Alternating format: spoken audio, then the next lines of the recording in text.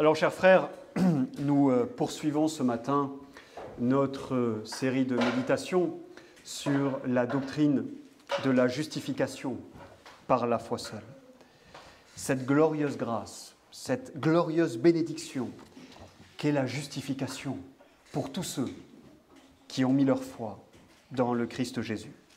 Alors, jusqu'ici, nous avions vu 4 grandes vérités qu'il nous faut retenir quant à la justification. Premièrement, la signification du terme justifié ou justification. La justification, ça signifie être déclaré juste. C'est une déclaration légale, juridique, un verdict rendu par Dieu. Quelque chose qui nous est extérieur. Quoique cette déclaration nous concerne. Nous sommes déclarés justes par Dieu. Ça ne veut pas dire rendus justes, intérieurement, subjectivement, s'entend. Ça veut dire être déclaré juste devant le tribunal de Dieu. Deuxième grande vérité que nous avions méditée, qu'il nous faut retenir, c'est la nature de cette bénédiction. La justification consiste, 1, dans le pardon des péchés, et 2, le fait d'être accepté par Dieu, d'être reçu en sa faveur, d'être reçu comme juste à ses yeux. Troisième grande vérité que nous avions vue ensemble, c'était le rapport entre la justification et la loi. Et nous pouvons résumer le rapport qui existe entre la justification et la loi avec la sentence suivante. Nous ne sommes pas justifiés par la loi, mais nous ne sommes pas non plus justifiés sans la loi. Qu'est-ce que je veux dire par là ? Ce n'est pas par notre obéissance personnelle à la loi que nous sommes justifiés. Mais néanmoins, c'est par l'obéissance de Jésus-Christ à la loi que nous sommes justifiés. Ainsi, la loi, pour le justifier, elle ne disparaît pas du paysage. Pas justifié par la loi, pas non plus justifié sans la loi. Et enfin, la quatrième grande vérité sur laquelle nous avions médité, c'est le rapport entre la justification et l'œuvre du Christ. Et nous avions vu que nous étions justifiés grâce à l'obéissance de Jésus-Christ et à sa satisfaction. L'obéissance a rapport à la loi. Le Christ a accompli la loi pour nous. Il a accompli la loi dans ses préceptes et dans son châtiment. Ce qu'on appelle généralement, communément, la justice active du Christ et la justice passive du Christ. Son obéissance aux préceptes de la loi et son obéissance au châtiment de la loi. Et la satisfaction a rapport avec la justice de Dieu. Il a satisfait aux exigences de la justice divine, parce qu'il a pour nous obéi à la loi dans ses préceptes et dans son châtiment. Alors ce matin, nous voyons une autre grande vérité pour ce qui concerne la justification, notre justification. Nous allons parler de la justification et de l'imputation. C'est un terme, un verbe, imputer, que vous entendez souvent. On va s'y intéresser plus en détail ce matin. Alors, j'ai structuré mon sermon en 3 grandes sections. Premièrement, l'imputation. Ce qu'est l'imputation, nous allons voir que la justice du Christ nous est imputée. Deuxièmement, nous verrons que la justice du Christ nous est imputée complètement et immédiatement. Et troisièmement, nous nous poserons la question, est-ce que c'est juste ? Premièrement, l'imputation de la justice de Jésus-Christ. Nous sommes justifiés, chers frères, parce que la justice de Jésus-Christ nous est attribuée. D'accord ?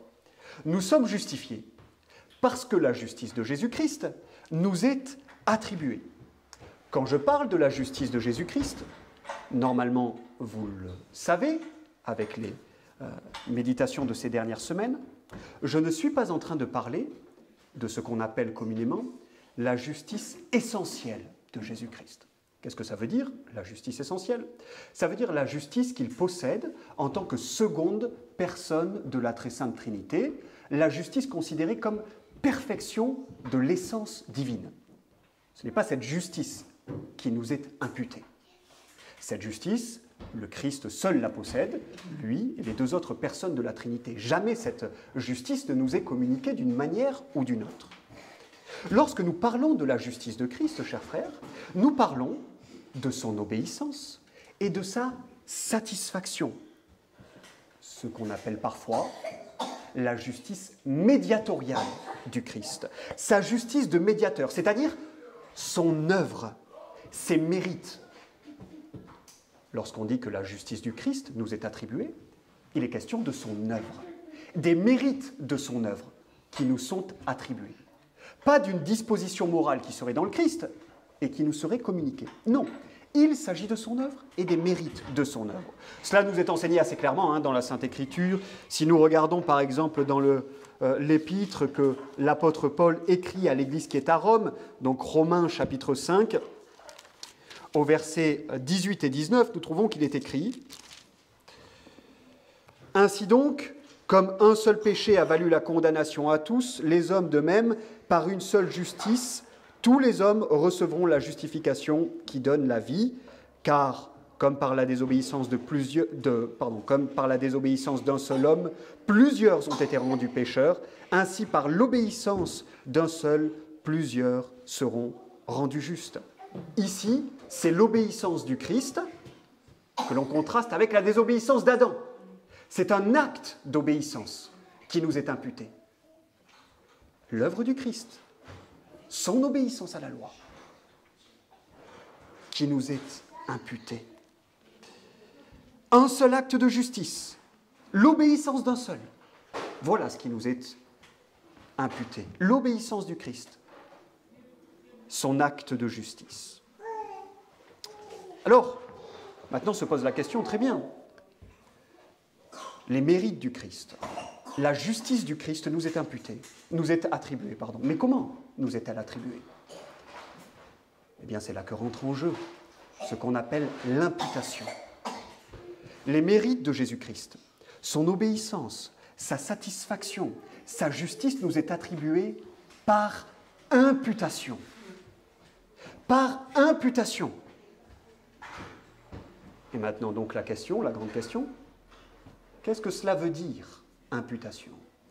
Qu'est-ce que ça signifie, imputation? Très bien, j'ai compris. Je suis justifié parce que la justice de Jésus-Christ, la justice médiatoriale, ses mérites, son œuvre, me sont attribués.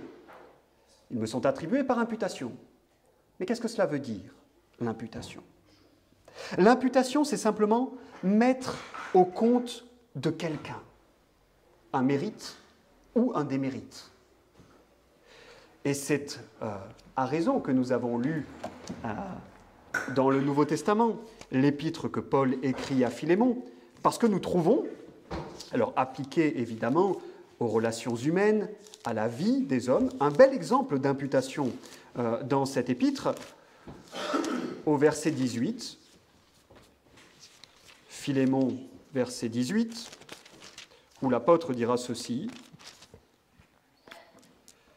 S'il t'a fait quelque tort, Onésime, ou s'il te doit quelque chose, mets-le sur mon compte. L'imputation, ça signifie tout simplement mettre sur le compte d'autrui. En l'occurrence ici, c'est les mérites du Christ qui sont mis sur notre compte, dont nous bénéficions de cette manière. Dieu met à notre compte la justice du Christ et nous sommes alors déclarés justes. Parce que la justice du Christ est mise à notre compte, elle nous est imputée. Alors, c'est là encore très clairement l'enseignement de la Sainte Écriture. Je vous donne 2 versets pour que vous en ayez le cœur bien assuré. Romains chapitre 4, verset 5, ce texte qui nous dit « Mais pour celui qui ne travaille point, ou qui n'œuvre point, mais qui croit en celui qui justifie le pécheur, sa foi lui est imputée à justice. » Et au verset 24 et 25, « Mais c'est aussi pour nous, à qui cela sera imputé, pour nous qui croyons en celui qui a ressuscité des morts, Jésus notre Seigneur, lequel a été livré pour nos offenses et qui a été ressuscité pour notre justification. C'est aussi ce qu'on trouve dans le chapitre 15 de la Genèse que l'on a lu. Abraham crut, et Dieu le lui imputa à justice. C'est donc l'enseignement de la Sainte Écriture. Nous sommes justifiés parce que les mérites du Christ sont portés à notre compte, parce qu'ils nous sont imputés. Et notez enfin qu'il s'agit là du seul moyen pour nous d'être déclarés justes. Parce qu'il n'existe pas d'autre moyen pour que les mérites de quelqu'un soient attribués à quelqu'un d'autre que par l'imputation. Cela ne peut pas se faire par l'infusion d'une disposition morale. Ça ne fonctionne pas. Le seul moyen pour nous de jouir des mérites de quelqu'un d'autre, en l'occurrence ici de notre Seigneur Jésus-Christ, c'est par imputation. Dans la justification, il n'y a pas de disposition morale, sainte ou juste, qui nous soit infusée, qui soit œuvrée en nous. Non. Il s'agit d'un acte d'obéissance, celui du Christ. Il s'agit de ses mérites, les mérites de son œuvre accomplie, qui sont portés à notre compte via l'imputation. Il n'existait pas d'autre moyen pour nous de jouir de cette justice, des mérites du Christ, que par imputation. Parce que la justice dont nous jouissons n'est pas une disposition morale intérieure qui aurait pu nous être communiquée par infusion, mais c'est une œuvre objective, réalisée dans le temps et dans l'espace, par la seconde personne de la Trinité, fait homme pour notre salut. Alors, chers frères, il y a deux choses que je veux vous amener à considérer en guise d'application pour ce qui concerne cette première section de ma prédication ce matin. Premièrement, la justice imputée. Et ça, souvenez-vous-en, c'est très important. La justice qui vous est imputée, elle reste celle du Christ, et du Christ seul. Alors vous direz, oui, mais elle est nôtre quand même. Oui, elle est vôtre. Elle est vôtre par imputation. Mais elle reste la justice personnelle et propre de notre Seigneur Jésus-Christ. Jamais elle ne devient notre justice personnelle ou notre justice propre. Elle reste pour toujours et à jamais la justice seule de Jésus-Christ, de laquelle nous jouissons, parce qu'elle nous a été imputée. Mais elle ne se transforme jamais, cette justice, en une justice propre pour nous. C'est la justice de Jésus-Christ seul. Ce sont ses mérites personnels, pas les nôtres. C'est son œuvre personnelle, pas la nôtre. Et deuxièmement, il en découle, chers frères, que nous devons toujours, dans notre vie de croyants, regarder au Christ et au Christ seul, parce que c'est en lui seul que se trouve la justification. C'est en lui seul que se trouve la justice qui nous fait entrer au ciel. Dans le Christ seul se trouvent en réalité toutes les grâces du salut, même celles dont on ne parle pas là. La nouvelle naissance, la sanctification, la persévérance dans la foi, l'adoption. Toutes ces grâces sont renfermées dans la seule personne du Christ. Et combien c'est vrai de la justice qui nous est imputée pour notre justification. Alors, regardez au Christ. Il n'y a rien en nous, aucun mérite, aucune justice. Notre justice se trouve en Jésus-Christ seul. Et par là, combien est grande la reconnaissance que nous lui devons. Nous avons la vie éternelle, parce que ses mérites nous sont attribués par imputation. Mais ce sont toujours ses mérites, son œuvre à lui. C'est lui qui est le chemin, la vie, la vérité, la vie. C'est par lui que nous venons au Père. C'est par lui que s'ouvrent les portes du ciel. Alors oui, cette justice est vôtre. Et vous êtes bien heureux si vous avez cru dans le Christ et qu'elle est vôtre. Mais n'oubliez jamais quelle est votre part imputation. Elle demeure les mérites personnels de Jésus-Christ, notre Seigneur. Alors regardez au Christ seul, voyez à quel point vous êtes dépendant de lui. Voyez à quel point il est un sauveur parfaitement suffisant pour nos âmes. Regardez au Christ seul et reposez-vous sur le Christ seul. Il est tentant, hein, lorsqu'on lutte dans notre vie chrétienne, de finir par être obnubilé par soi, particulièrement lorsqu'on est à la recherche de l'assurance du salut, de l'assurance de la vie éternelle. Parfois, notre examen se transforme en quelque chose de morbide. Nous regardons à l'intérieur de nous pour essayer de discerner, au milieu des décombres de la mort, quelques traces de grâce. Mais n'oublions jamais que notre foi, notre espérance ne repose que sur le Christ seul, que c'est à lui qu'il faut regarder, que c'est en lui que se trouvent toutes les grâces qui font notre salut. Alors regardez au Christ, regardez aux choses d'en haut, comme nous le commande l'apôtre. Alors premièrement ce matin, la justice du Christ, sa justice médiatoriale, ses mérites, nous sont imputés.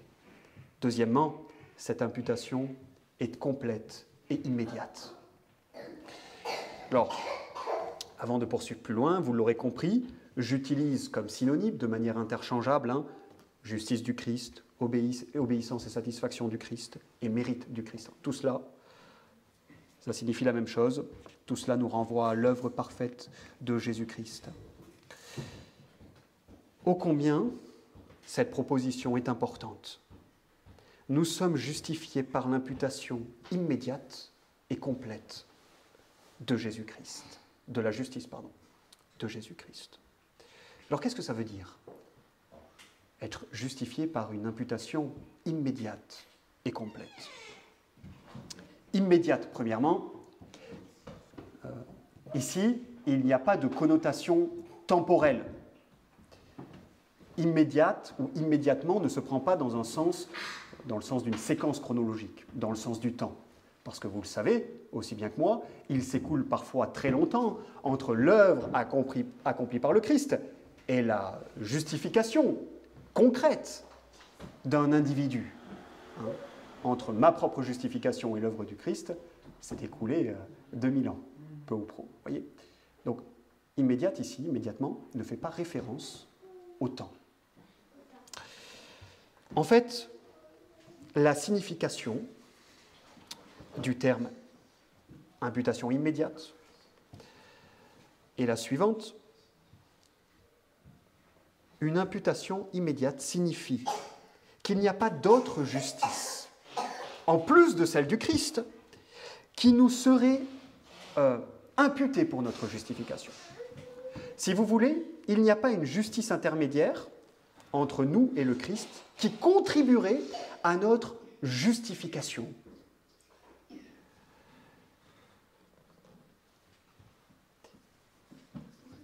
Cette précision vient exclure toute possibilité de justice personnelle dans la justification de nos personnes. La justification, ce n'est pas égal à la justice du Christ, plus un peu de justice personnelle qui vient de nous, et qui ferait qu'on serait justifié. Il n'y a, entre notre justification et l'imputation de la justice du Christ, aucun intermédiaire. C'est ça que ça veut dire, immédiat. Aucune autre justice qui vient s'ajouter à celle du Christ. Et si vous en voulez une preuve, nous avons lu tout à l'heure, en Romains chapitre 4, le verset 5, où il nous est dit que celui qui est justifié, c'est celui qui n'œuvre pas. N'est-ce pas? Mais pour celui qui ne travaille point, mais qui croit en celui qui justifie le pécheur, sa foi lui est imputée à justice. Ici, le justifié, il n'a aucun mérite. Non seulement il n'œuvre pas, mais en plus, il est qualifié de pécheur ou d'impie, selon les traductions. Celui qui croit en celui qui justifie l'impie.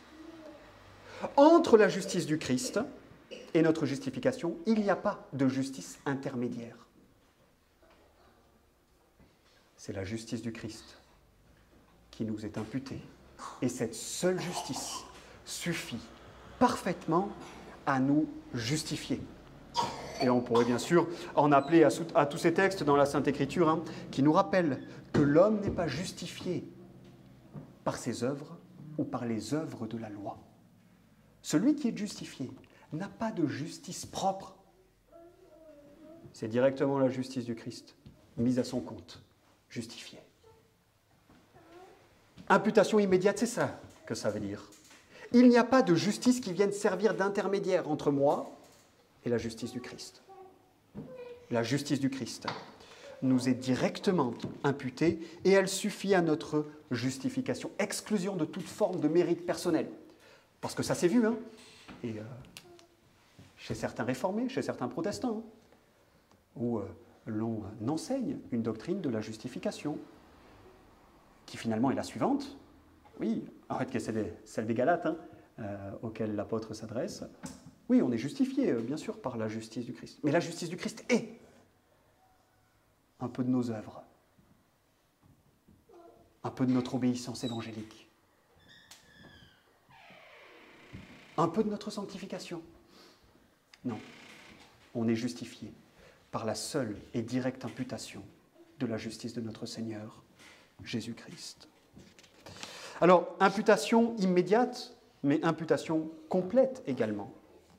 Vous vous souvenez de ce que l'apôtre dit lorsqu'il cherche à éviter les divisions dans l'Église.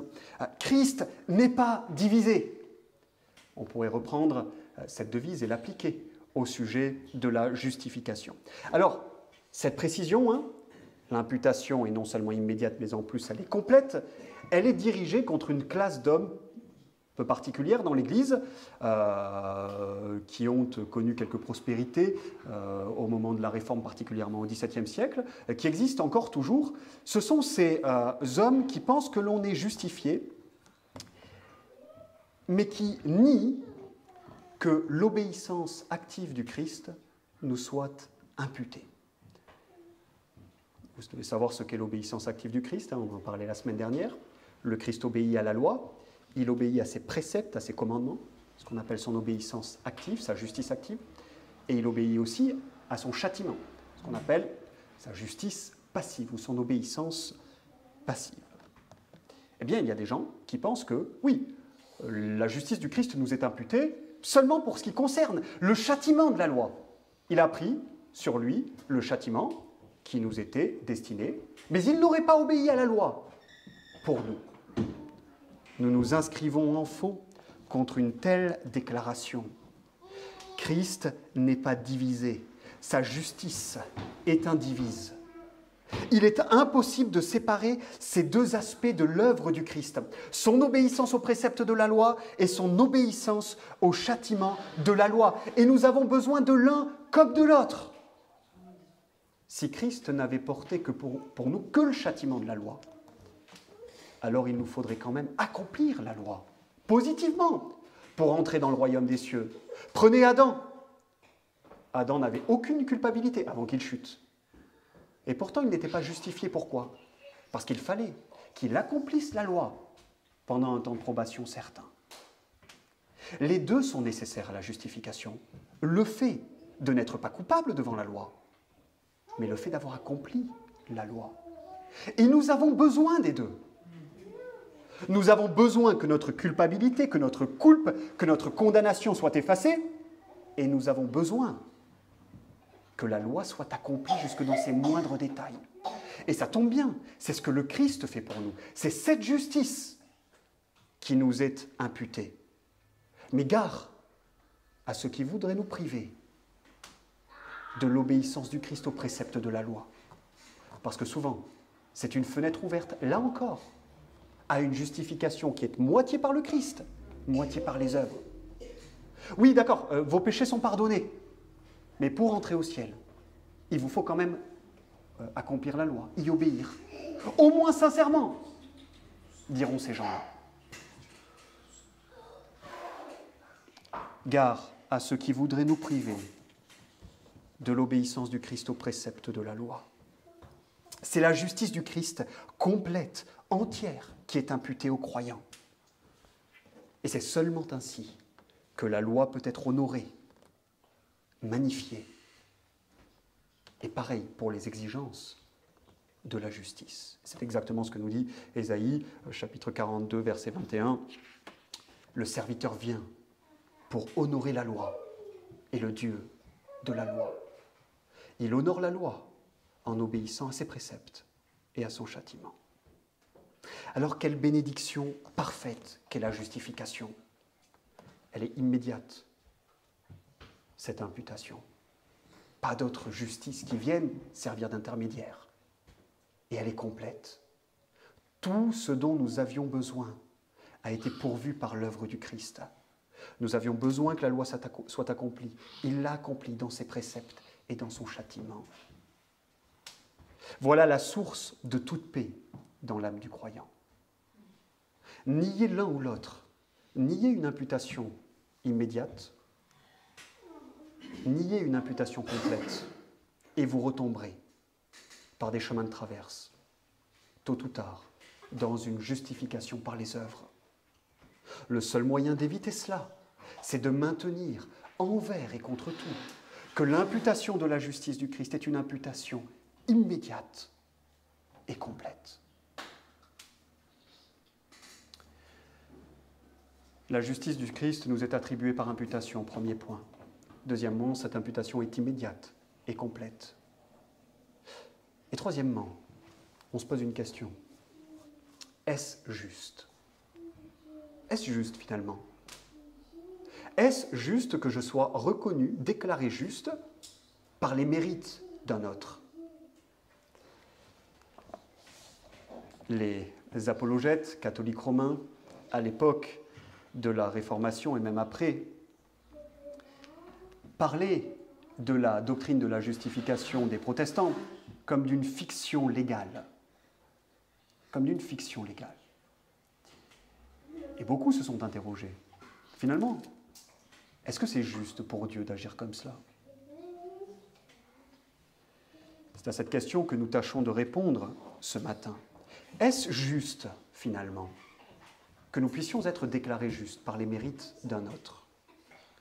À cette question, nous répondons, sans sourciller, oui, c'est juste. Et si on nous demande de nous expliquer, alors nous dirons simplement, c'est juste parce que c'est ce que Dieu fait. Et que tout ce que Dieu fait est juste. Dieu seul est la règle de la justice. Dieu est incapable de faire quelque chose d'injuste. Cela clôt le débat. Si Dieu le fait, c'est juste. Peut-être que je ne comprends pas pleinement, c'est même certain. Peut-être que je perçois comme une tension.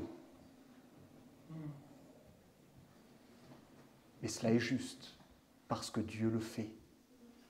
Dieu a dans toutes ces questions qui ont trait à la moralité de ses actes, le dernier mot. Il n'y a pas une règle morale par laquelle nous puissions juger les actes de Dieu. Dieu est loi à lui-même. Et tout ce qu'il fait est juste. Et tout ce qu'il fait trouve justification en ce qu'il est.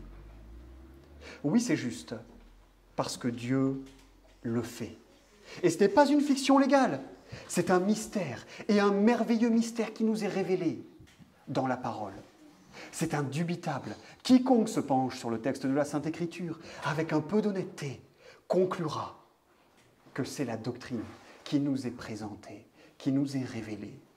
C'est au-delà de tout doute raisonnable. C'est juste. Parce que tout ce que Dieu fait est juste. Maintenant, on peut amener quelques considérations supplémentaires qui tentent à démontrer qu'il n'y a rien d'injuste dans le fait, ou rien d'anormal, dira-t-on, dans le fait d'être déclaré juste via les mérites de Jésus-Christ.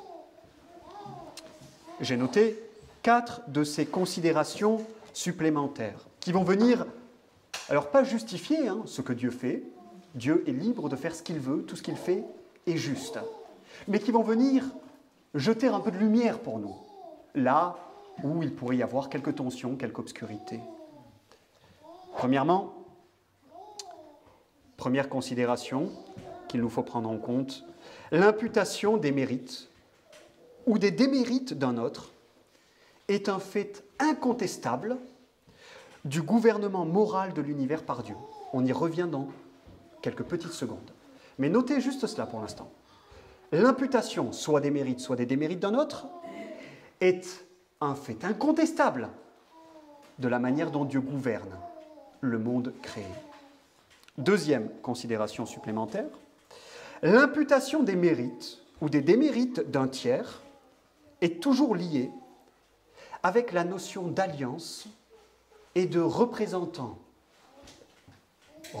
légaux, dirons-nous, dans ces alliances.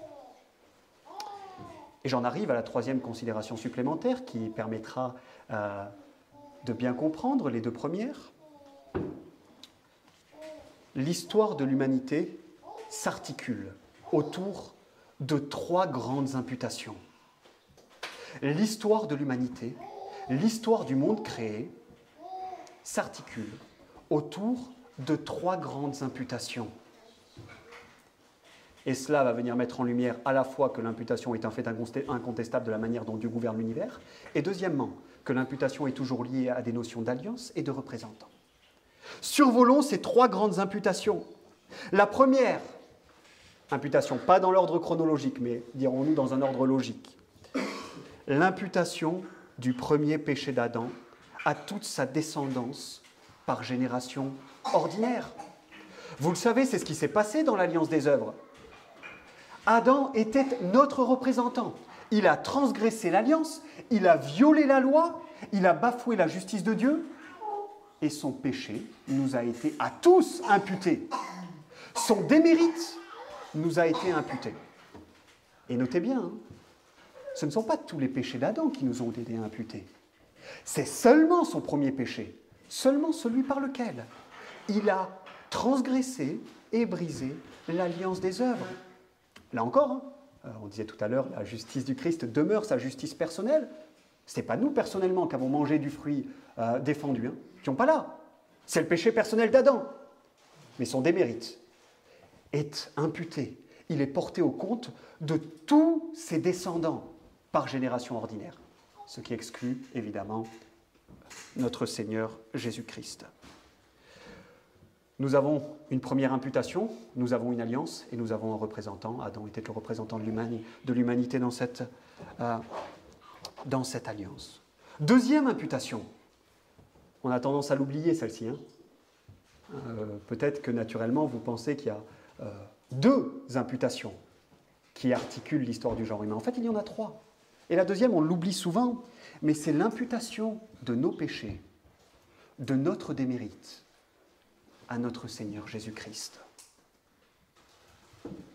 Deuxième cas d'imputation, toujours dans une alliance, l'alliance de grâce, dans son aspect éternel, et toujours cette notion de représentant. Dans l'alliance de grâce, le Christ est le représentant de son peuple. Et notre démérite, le démérite de notre péché, est porté à son compte. Il est mis à son compte. Et là encore, notez une chose, le démérite personnel demeure neutre. Le Christ est saint, sans péché, incapable de pécher. Il n'a pas de démérite personnel. C'est notre démérite à nous qui est mis à son compte et pour lequel il paye. Et finalement, la troisième grande imputation qui articule l'histoire du genre humain, c'est l'imputation, on en a parlé, de la justice du Christ à son peuple élu. Et là, toujours, c'est l'alliance de grâce. Et là, toujours, c'est Christ comme notre représentant, son mérite porté à notre compte. Alors, je fais une petite précision qui est utile et très intéressante. Toutes les imputations n'impliquent pas un changement dans les dispositions morales de celui à qui l'imputation est faite. C'est important, parce que ça permet de sauvegarder la justification via l'imputation de la justice des mérites du Christ seul. c'est que lorsqu'on regarde à ces 3 imputations, elles n'impliquent pas nécessairement un changement de disposition morale chez celui à qui est imputé le mérite ou le démérite. Bon, dans le cas d'Adam, son démérite nous est imputé, et cela implique un changement de disposition morale. Avec l'imputation du péché d'Adam, c'est notre nature entière qui se corrompt, le péché qui corrompt toutes nos facultés. Dans le cas de l'imputation de Jésus-Christ, de la justice de Jésus-Christ à notre compte, il y a aussi un changement de disposition morale qui intervient en même temps. Celui de la nouvelle naissance et plus encore de la justification, de la sanctification qui commence dès lors. Alors ce sont des grâces distinctes, séparées, distinctes plus que séparées, mais elles sont synchro, elles se produisent dans le même temps. Mais ce n'est pas vrai pour la deuxième des imputations dont on a parlé. Jamais l'imputation de notre démérite à Jésus-Christ, à notre Seigneur Jésus-Christ, n'a produit en lui un changement dans les dispositions morales. Il est resté saint, sans tache, impeccable. Preuve en est que l'imputation n'est pas nécessairement liée à un changement subjectif et intérieur. Ça peut être le cas dans la providence de Dieu, mais ce n'est pas toujours le cas, ce n'est pas automatiquement le cas. 4e et dernière considération qui devrait nous aider à jeter un peu de lumière. Toutes ces imputations, ces notions d'alliance et de représentant, elles sont des réalités agréables au genre humain, parce que le genre humain, chers frères, est une race. Le genre humain est une race. En fait, vous ne voyez pas la même chose se produire avec les anges. Pourquoi ? Parce que les anges ne sont pas une race. Lorsque Satan a péché, tous les anges ne sont pas tombés avec Satan. Les anges qui sont tombés, ce sont ceux qui ont péché comme lui, pas à cause de lui ou par lui. Parce que les anges ne sont pas une race. Pour les anges, ces notions d'alliance, de représentant, d'imputation, elles pourraient être plus surprenantes. Je ne dis pas impossible, je dis plus surprenantes. Mais combien elles sont agréables au genre humain, qui est une race. Nous tenons notre existence d'autres êtres humains, de nos parents. Nous donnons existence à nos enfants. Nous sommes interdépendants les uns des autres, liés les uns aux autres. Il y a une solidarité nécessaire dans le genre humain qui fait que toutes ces réalités lui sont agréables. Il peut y avoir une alliance qui inclut tout ou plusieurs hommes. Ils peuvent avoir des représentants, il peut y avoir des imputations. Parce que nous sommes une race. Et on voit, on pourrait dire, des micros-échos de ces grandes réalités dans notre vie de tous les jours. Dans la famille a solidarité de fait avec le chef de famille, avec le père. Sa religion est celle de son épouse et de ses enfants, de facto. Et Dieu traite avec les familles entières dans la Sainte Écriture. Mais on pourrait prendre un exemple à l'échelle nationale aussi. Le chef de l'État est dans l'État ce que le chef de famille est dans la famille. Lorsqu'un chef d'État entre en guerre, c'est tous ces sujets qui entrent en guerre. On ne peut pas dire, oui, c'est les chefs de l'État et puis quelques-uns. Non, il y a cette solidarité naturelle qui fait que dans un conflit, lorsque le chef d'État déclare qu'il y a conflit, tous les sujets entrent en guerre avec lui. Alors, ici, il n'y a pas d'imputation, ni d'alliance, ni même de représentants comme dans les alliances bibliques, mais ce sont des échos dans la vie humaine ordinaire de ces réalités qui sont agréables au genre humain parce que nous sommes une race et que nous dépendons les uns des autres et qu'il y a une solidarité nécessaire entre nous. Je termine, chers frères, avec une implication, une exhortation. Le genre humain ne se scinde pas entre ceux qui, d'un côté, ont part à l'imputation et de l'autre côté, ceux qui n'y ont pas part. Tous les êtres humains ont part, au moins, à l'une de ces imputations, à savoir l'imputation du péché d'Adam. Tous, vous y compris, moi y compris. Et j'espère que vous avez part également à la deuxième et à la troisième imputation. C'est la chose la plus importante de nos vies, que nous soyons trouvés dans le Christ, que ses péchés, que nos péchés lui aient été imputés, et que sa justice et ses mérites nous aient été imputés. Et si vous avez cru dans le Christ, alors c'est le cas. Vous avez part à ces deux glorieuses imputations. Alors, il y a paix entre Dieu et vous. Alors le ciel vous est réservé. Alors vous ne risquez rien. Et vous pouvez bénir Dieu pour cette glorieuse alliance de grâce, pour l'œuvre du Christ, œuvre par laquelle vous êtes réconciliés avec Dieu. Si par contre ce n'est pas le cas, si vous n'avez pas encore part à ces deux glorieuses imputations, alors courez jusqu'au Christ, saisissez-le par la foi et ne vous arrêtez pas avant de l'avoir trouvé. Il n'y a rien de plus important que cela.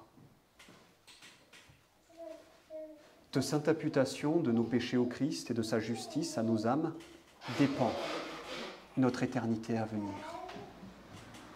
Soyez trouvés dans le Christ envers et contre tout, même si cela doit impliquer la perte de tout ce que nous avons.